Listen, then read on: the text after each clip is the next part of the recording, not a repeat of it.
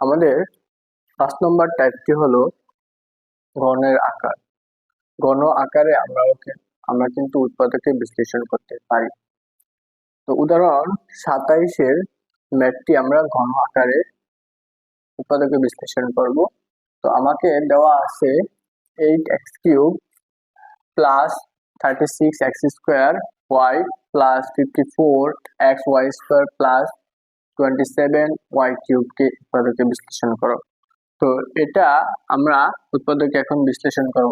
তো এতটুকু যেহেতু আমাকে প্রদত্ত রাশি দেওয়া আছে, তাহলে এখানে আমি 8 কে 2x³ লিখতে পারি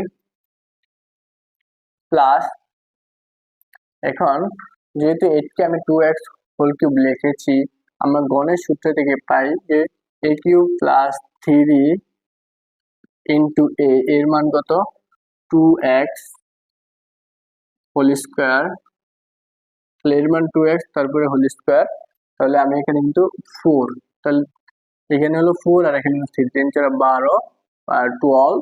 এখন 12 কে 36 কে যদি আমি 12 দ্বারা ভাগ করি তাহলে আর বাকি থাকে কত 3, তাহলে এখানে 3y লিখে দিব প্লাস, এখানে সেম ভাবে 3 2x আর বির মান তো আমরা অলরেডি পেয়ে গেছি 3y হোল স্কোয়ার।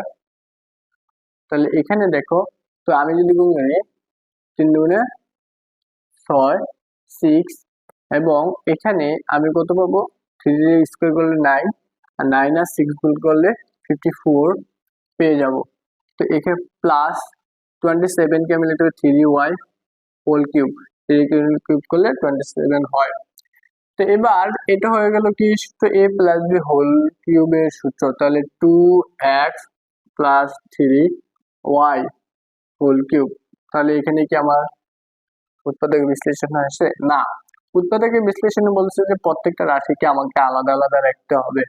তাহলে এখানে আমরা 2x প্লাস 3y 3বার লিখে দেব, 2x plus 3y 2x plus 3y, এভাবে আমরা 3বার লিখে দেব। তাহলে এতে হলো আমার মূলত ঘনের মাধ্যমে আমাদের উৎপাদকের বিশ্লেষণ। তো আমরা টাইপ 6 গণের আরেকটি প্যাটার্ন নিয়ে আলোচনা করব।